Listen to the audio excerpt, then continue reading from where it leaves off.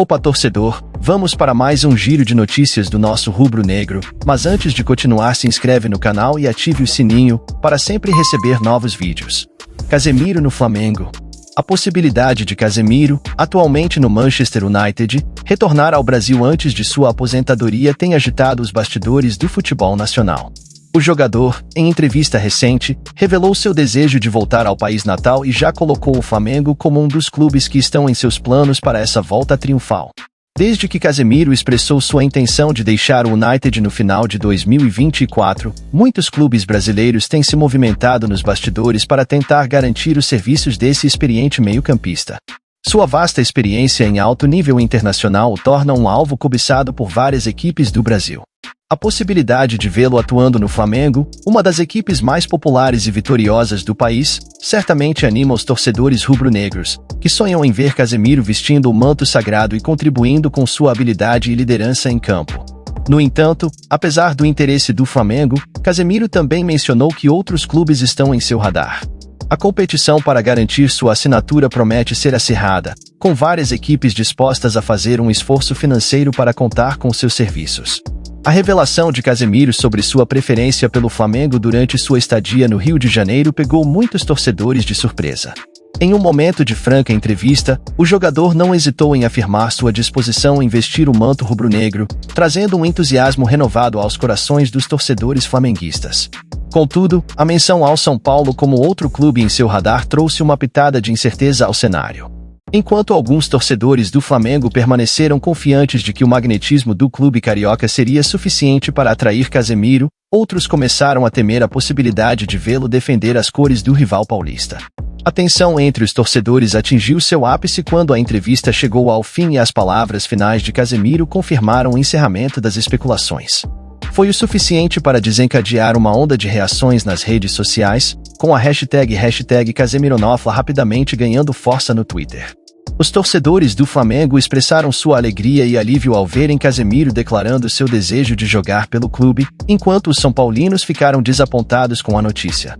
A rivalidade entre os dois clubes foi novamente inflamada, com debates acalorados sobre a escolha do jogador e suas possíveis consequências para o futuro do futebol brasileiro. Fausto Vera pode pintar no Flamengo. Em meio às movimentações do mercado de transferências, o interesse do Corinthians pelo volante Thiago Maia agitou os bastidores do futebol brasileiro. No entanto, o rubro-negro carioca também estava de olho em reforços para o meio-campo e demonstrou interesse no argentino Fausto Vera. Surgiu então a possibilidade de uma troca entre os dois clubes, mas as negociações não avançaram devido a uma dívida do Corinthians com o Argentinos Júniors, clube de origem de Vera. Entretanto, o cenário começou a mudar quando surgiu a notícia de que o Corinthians estava em negociações para contratar Checa, volante que estava livre no mercado após deixar o Rennes, da França. Essa possível contratação poderia abrir espaço para a saída de Fausto Vera, tornando-o uma opção viável para o Flamengo. Assim, enquanto o futuro de Thiago Maia ainda estava incerto, a possibilidade de Fausto Vera reforçar o Flamengo ganhava força. As reviravoltas do mercado de transferências continuavam a surpreender os torcedores, mostrando como as negociações entre os clubes podem ser imprevisíveis e complexas. Na última quinta-feira, 22, os holofotes do futebol brasileiro voltaram-se para o Flamengo, não pelos gols ou pelas jogadas brilhantes em campo, mas por uma cena que se desenrolou nos bastidores. O técnico Tite, renomado por sua postura firme e suas conquistas, foi o protagonista de um momento marcante ao dar uma bronca em Gabigol, emblemático atacante do rubro-negro carioca, por seu comportamento antes da cobrança de um pênalti desperdiçado por Pedro, durante a vitória contra o Boa Vista. A intervenção de Tite não foi discreta. Diante de todos, o treinador fez questão de realizar uma correção disciplinar direta a Gabigol, enfatizando que nada gira em torno dele e que o Flamengo é mais importante que todos, destacando que as vontades pessoais não podem prejudicar o clube. Uma afirmação contundente, carregada de significado e peso, ecoando não apenas no estádio, mas também nos corações dos torcedores e nos bastidores do futebol brasileiro. Logo, começaram a circular diversos rumores sobre uma possível discordância entre as partes envolvidas. O fato de Gabigol estar sendo relegado ao banco de reservas, enquanto Pedro assume a titularidade desde a sua chegada ao clube, no fim do ano anterior, adicionou combustível às especulações. Entretanto, de acordo com informações apuradas pela reportagem do Bolave Brasil, a realidade é outra. A avaliação interna do Flamengo é clara e contundente, Gabigol é mais do que um jogador talentoso, ele é um grande profissional. Desde sua chegada em 2019, o atacante tem demonstrado um comprometimento exemplar com o clube, jamais envolvendo-se em movimentos para a queda de treinadores, mesmo em tempos de crise. Sua postura tem sido de apoio e respaldo a todos os comandantes que passaram pelo clube, evidenciando um caráter sólido e uma lealdade inabalável. Mesmo diante da situação desconfortável de estar na reserva, Gabigol não opta pelo caminho da desavença ou da rebeldia. Pelo contrário, ele canaliza toda a sua energia e foco para superar esse momento desafiador e recuperar sua posição de destaque no time.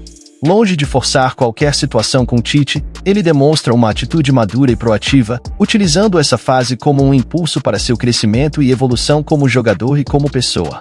Diante da controvérsia desencadeada pelo pênalti perdido, Tite agiu prontamente para dissipar qualquer potencial conflito nos bastidores.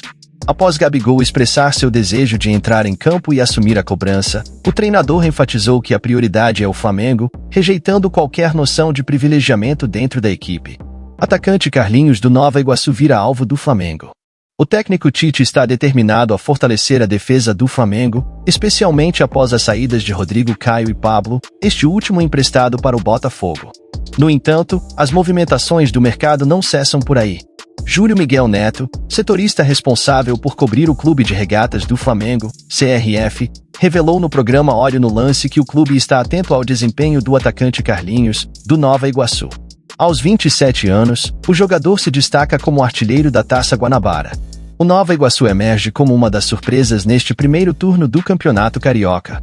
Com 21 pontos, posiciona-se como terceiro colocado na tabela, ficando apenas atrás de Flamengo e Fluminense.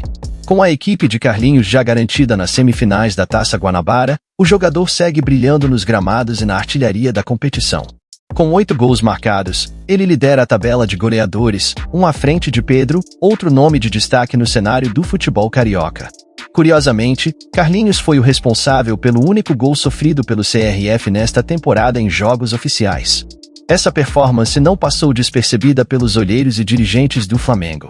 Segundo informações do setorista Júlio Miguel Neto, Marcos Braz e Andrezinho, ambos coordenadores do Flamengo, realizaram uma reunião para discutir o potencial do jogador. A análise cuidadosa do desempenho de Carlinhos parece indicar um interesse sério por parte do clube rubro-negro em garantir os serviços do talentoso atacante. Com a equipe de Carlinhos já garantida nas semifinais da Taça Guanabara, o jogador segue brilhando nos gramados e na artilharia da competição. Com 8 gols marcados, ele lidera a tabela de goleadores, um à frente de Pedro, outro nome de destaque no cenário do futebol carioca. Curiosamente, Carlinhos foi o responsável pelo único gol sofrido pelo CRF nesta temporada em jogos oficiais. Essa performance não passou despercebida pelos olheiros e dirigentes do Flamengo. Segundo informações do setorista Júlio Miguel Neto, Marcos Braz e Andrezinho, ambos coordenadores do Flamengo, realizaram uma reunião para discutir o potencial do jogador. A análise cuidadosa do desempenho de Carlinhos parece indicar um interesse sério por parte do clube rubro-negro em garantir os serviços do talentoso atacante.